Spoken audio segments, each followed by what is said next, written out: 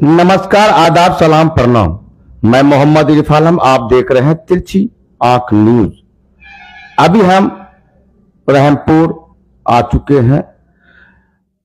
Doctor Amit Kumar से खास चर्चा होगी। क्या चर्चा होगी? ठंड में बीमारी क्यों बढ़ता है और कौन कौन सा बीमारी आता है। चलिए हम बात करते हैं। तिरछी आंख में आपका स्वागत है। Thank you so much.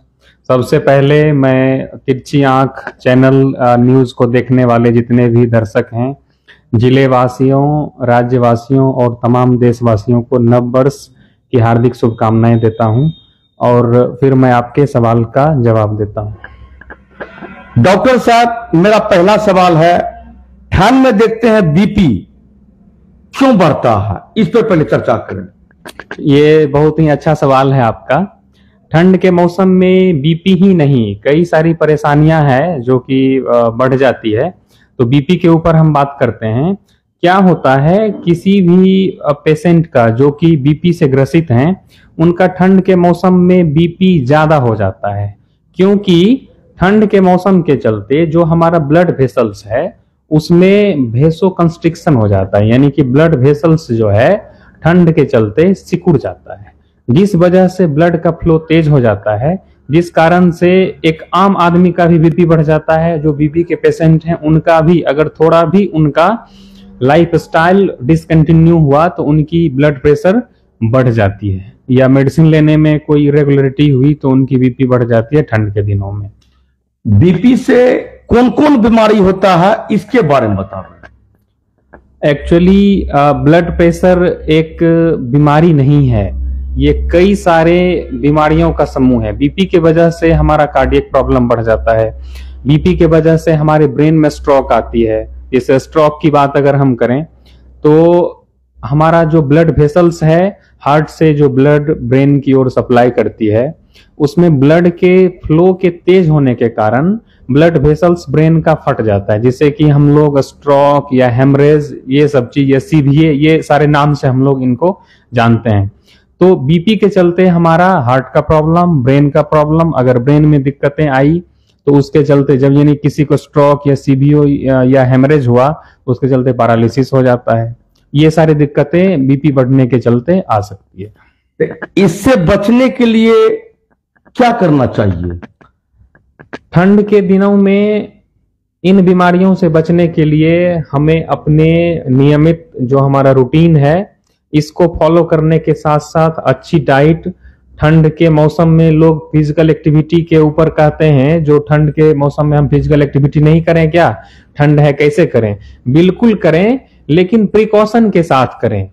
आप अपने ठंड के मौसम में लोग गर्म नेचर का भोजन करते हैं, जो गर्म नेचर का खाद्य पदार्थ है उसको लोग ज्यादा यूज करते हैं, उसमें तेल मसाला अधिक हो जाता है। तो इन चीजों से जरूर आप गर्म नेचर का भोजन करें, लेकिन तेल मसाले का इस्तेमाल कम से कम करें, जिससे कि बीपी ही नहीं कई और बीमारियों से हम बच सकते हैं।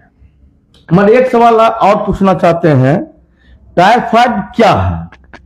बहुत देखते हैं टाइफाइड बढ़ा हुआ रहता है, सब आदमी टाइफाइड टाइफाइड। जी हाँ, अभी डेंगू टाइफाइड का सीजन रहा था पिछले कई महीनों से। अब तो बहुत कम केसेस देखने को मिल रहे हैं डेंगू एंड टाइफाइड के। टाइफाइड एक्चुअली हमारा एक इंटेस्टाइन में इन्फेक्शन होता है, बैक्टीरियल इन्फेक्शन के चलते एक बीमारी होती है जिसे टाइफाइड कहते हैं। उसमें पेशेंट का पाचन से संबंधित परेशानी आती है, उन्हें बुखार रहेगा, उनका भोजन नहीं पचेगा, पेट में दर्द होगा, उन्हें वॉमिटिंग टेंडेंसी रहेगी। ये सारी परेशानी टाइफाइड में आती है।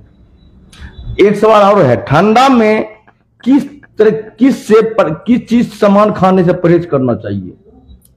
ठंड के समय में जो ठंडा स्वभाव का जितना भी फूड है, ये हमें बताने की जरूरत नहीं है, इन जनरली सभी लोग इस चीजों को जानते हैं। इसके साथ साथ अत्यधिक मसाला, अत्यधिक तेल, अत्यधिक फैटी जो भी चीज है, उन चीजों के खाने से हम लोगों को बचना चाहिए। इनसे बचने से बीपी हमारा ठीक रह सकता है, हार्ट की प्रॉब्लम हमारी ठीक रह सकती है। दूसरा, जो लोग डायबिटिक हैं, डायबिटीज अपने आप में कई सारा कॉम्प्लिकेशन को लिए हुए रहता है, तो उसमें से एक कॉम्प्लिकेशन हार्ट एंड बीपी से रिलेटेड भी है, नर्व से भी रिलेटेड है। तो डायबिटिक लोग जितने भी हैं उन्हें ठंड में बहुत ज्यादा प्रिकॉशन की आवश्यकता होती है, क्योंकि उनका जो बीपी के जो डायबिटिक पेशेंट होते हैं उन्हें मैक्सिमम लोगों को ब्लड प्रेशर होती है, तो ठंड के दिनों में उनकी बीपी बढ़ती है, उन्हें स्ट्रोक होने का खतरा काफी बढ़ जाता है। तो ठंड के दिनों में डायबिटिक पेशेंट को फिजिकल एक्टिविटी करने में प्रिकॉशन रखना है। आप जब धूप निकल आए तब आप फिजिकल एक्टिविटी के लिए जाइए। मीठा चीजों का सेवन कम कीजिए। ठंड के समय में गुड़ बहुत आसानी से उपलब्ध होता है, गुड़ से बने हुए कई सारे चीजें हैं जो आसानी से अवेलेबल होते हैं, लोग उनको खाना चाहते हैं। तो डायबिटिक लोगों के लिए ये खास हमारा संदेश है, जो मीठा खाने से बचें। फिजिकल एक्टिविटी जरूर करें, लेकिन जब धूप निकल आए तो आप फिजिकल एक्टिविटी को करें। ठंड नेचर का जितने भी खाद्य पदार्थ हैं उनसे बचें। और इसके साथ साथ हमारे ठंड के मौसम में हम लोग बहुत सारे पेशेंट को देखते हैं जो जिन्हें की कोई प्रॉब्लम नहीं था, उन्हें सांस की दिक्कतें आने लगी है, या जिन्हें हल्का फल्का सांस की बीमारी थी लाइक सीओपीडी या अस्थमा, ये सब तरह की दिक्कत थी उन्हें। तो ठंड के दिनों में वो दिक्कतें बढ़ जाती है। ठंड के दिनों ही नहीं, जब जब मौसम में बदलाव होता है तब तब ये दिक्कतें बढ़ जाती है। तो वैसे पेशेंट्स के लिए डायरेक्ट वो ठंडी हवा उनके नाक में नहीं जाए, इन चीजों से उन्हें परहेज करना चाहिए। जब जब जैसे कि धूप खत्म हो रहा है, शाम का समय है, कोहरा आने लगा है, ठंड बढ़ी, तो उन समय उनको परहेज करना चाहिए।